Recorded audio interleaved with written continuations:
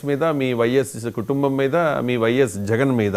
So డబ్బు, దౌర్జన్యం and cycling ఇదే వైఎస్ కుటుంబానికి అలవాటు, అదే వారి విజయ రహస్యం అని ఏమంటారు రవిశంకర్ గారు? అదే డబ్బు లేదా దౌర్జన్యము లేకపోతే మరొకటో వల్ల విజయ రహస్యం అన్నారు కదా. మరి అదే విజయంలో తులసిరెడ్డి గారు 20 పాయింట్ ఫార్ములాకు దీనికి చైర్మన్ గా పనిచేశారు కదా పార్టీ అధికారంలోకి వచ్చినప్పుడు. కొద్దిగా సిగ్గుండాలి కదా మాట మాట్లాడటానికి. ఆయన చైర్మన్ గా చేశాడండి. అదే రాజశేఖర రెడ్డి గారు ఆయన బలంతో ఆయన అధికారంలో తీసుకొచ్చినటువంటి పార్టీలో, కాంగ్రెస్ పార్టీలో ఆయన చైర్మన్ గా చేశారు. ఎలా మరి వాటన్నిటికి కూడా ఆయన కూడా బాధ్యులే కదా. కాంగ్రెస్ పార్టీలో ఆయన పనిచేశారు, ఎప్పుడో తెలుగుదేశం పార్టీలో అని కాదు.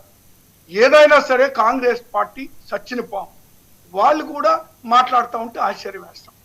ఈ రాష్ట్రంలో కాంగ్రెస్ పార్టీ ఉన్నటువంటి స్టేక్ ఏంటి? నథింగ్, ఏమి జీరో.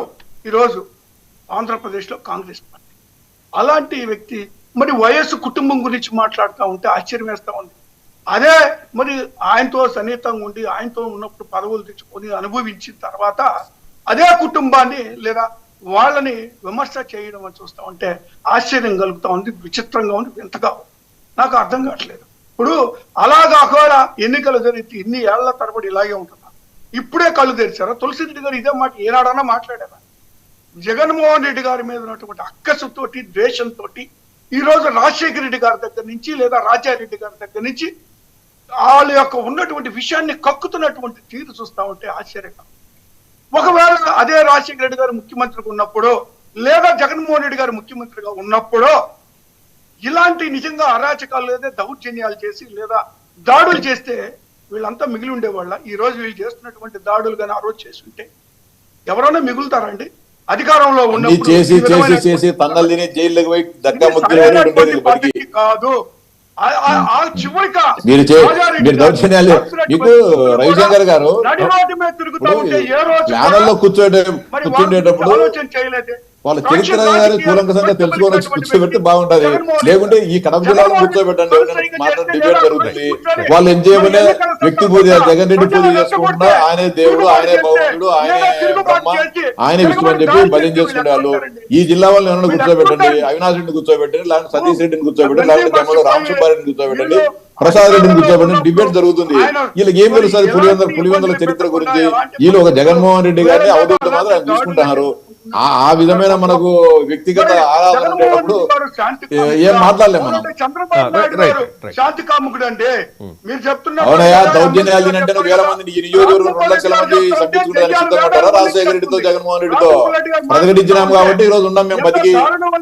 చంద్రబాబు నాయుడు గారు ఎన్ని అరాచకాలు చేశాడో ఈ ఒక్క జెడ్పీటీసీ ఎన్నికల్లోనే తెలుస్తా ఉంది. మేమేదో సృష్టించలేదు, మీరే వేశారు క్లిప్పింగ్లు. మహిళలు ఏ విధంగా మాట్లాడే, ఆఖరికి పోటీ చేసిన అభ్యర్థిని కూడా ఏ విధంగా కానీ ఇంత జరగడానికి ఓకే. కాగుమన్ రాజశేఖర్ గారు మీరు చెప్పింది మున్సిపల్ ఎలక్షన్స్ అప్పుడు మీరు అది కానీ చెప్పు.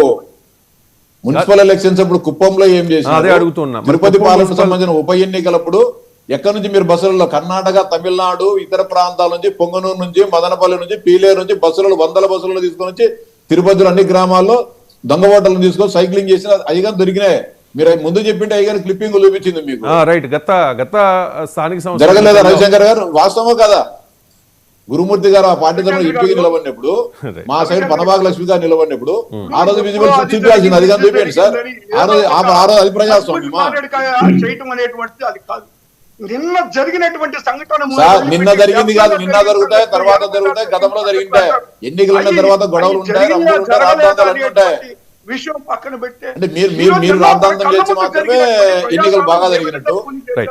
మహిళలు ఏ విధంగా బట్టలు చించేసి ఏ విధంగా దాడులు సార్ ఇవన్నీ మీరు పులివెందులకు చూపిస్తా, అన్ని బాధితులందరినీ చూపిస్తా. ఎంతమంది మహిళలు మీ పార్టీ బాధితులు ఉన్నారో, ఎన్నికల సందర్భంగా ఎంతమంది మహిళలు ఇబ్బందులు పడినారో, ఎంతమంది మీద వేధింపులు గురి చేశారు. ఇది రాండి ఉన్నాడు డిబేట్ పెట్టండి 3-4 గంటల పాటు. కాగుమన్ రాజశేఖర్ గారు గతంలో 2021లో జరిగిన జడ్పీటీసీ, ఎంపీటీసీ ఎన్నికల్లో అప్పుడు మీకు 2019కి మించి ఓటింగ్ శాతం వచ్చింది, అంతకు మించి మీకు సీట్లు వచ్చాయి. అదే రకంగా జరిగింది అంటే అధికారాన్ని దుర్వినియోగం చేసి వాయిస్ మీరు బ్రేక్ అవుతుంది సార్. మీరు ఏకగ్రీవం చేసుకుని రవిశంకర్ తప్పది వాళ్ళ సుపరిపాలన చూసి ప్రజలంతా కూడా ఏకపక్షంగా జగన్మోహన్ రెడ్డికి అడ్డగా నిలబడినారు కాబట్టి ఆయా ప్రాంతాలు ఎవరు పోటీ చేసేదానికి సిద్ధంగా రాలే. కాబట్టి ఇన్ని వచ్చేసినాయి. మీరు అదే చెప్తారు ఆయన ఇప్పుడు ఆయన సుపరిపాలన చూసి ఆయన నవరత్నాలను చూసి ఆయన ఒక అవధూతగా ఈ పై నుంచి దిగొచ్చినాడు కాబట్టి ఆయన దైవంగా కొలుసుకోవాలి కాబట్టి రాష్ట్ర ప్రజలంతా కలిసి ఎవ్వరు కూడా ఆయన పోటీ చేయాలని ఆలోచన ఎవరికి రాలే. ఆలోచన కూడా ఈ రాష్ట్రంలోనే 4.5 కోట్ల మంది ప్రజానీకానికి రాలే ఉరివే. రైట్ అండి తులసిరెడ్డి గారు కంక్లూడ్ చేయండి. కాబట్టి అదేం దౌర్జన్యం ఏం చేయాలి ఆ రోజు జగన్మోహన్ రెడ్డి గారు దౌర్జన్యం చేయలే. అందరికీ దేవుడు ఆవహించేసి అప్పుడు జగన్ చేయలేదు, నిలబడినాం అందరం. అప్పుడు అధికారంలో ఉన్న వైసీపీ చేయలేదు, ఇప్పుడు మీరు చేయలేదు. శాంతిగా అదే చెప్తాను. ఇప్పుడు ఆ ట్రంప్ కు పోటీగా పోండి శాంతిభవన్ నోబెల్ శాంతిభవన్ ఇస్తారు మీకని మేము కానీ సపోర్ట్ చేస్తాం. రైట్ అండి తులసిరెడ్డి గారు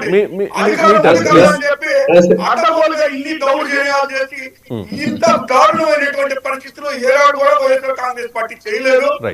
మరి ఏ విధంగా మరి తెలుగుదేశం పార్టీకి ఓటేస్తారని మీరు చెప్పగలుగుతున్నారో నాకు అర్థం కావట్లేదు. చూద్దాం మాట్లాడదాం.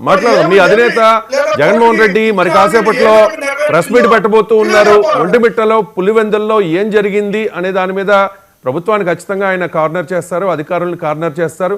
గతంలో జగన్ మాట్లాడినట్టే మేము అధికారంలోకి వచ్చిన తర్వాత ఎవరైతే ఈ ఎన్నికల్లో అధికార దుర్వినియోగం చేశారో వాళ్ళందరినీ కూడా మేమేం చేస్తాం అనే దాని మీద ఖచ్చితంగా ఆయన క్లారిటీ ఇచ్చే అవకాశం స్పష్టంగా కనిపిస్తాం. చూద్దాం మరి జగన్ ఏం మాట్లాడతారు. రేపు ఫలితం రాబోతోంది కాబట్టి ఏ రకమైన ఫలితం వస్తుంది అనేది వేచి చూడాల్సిన అంశం. Thank you so much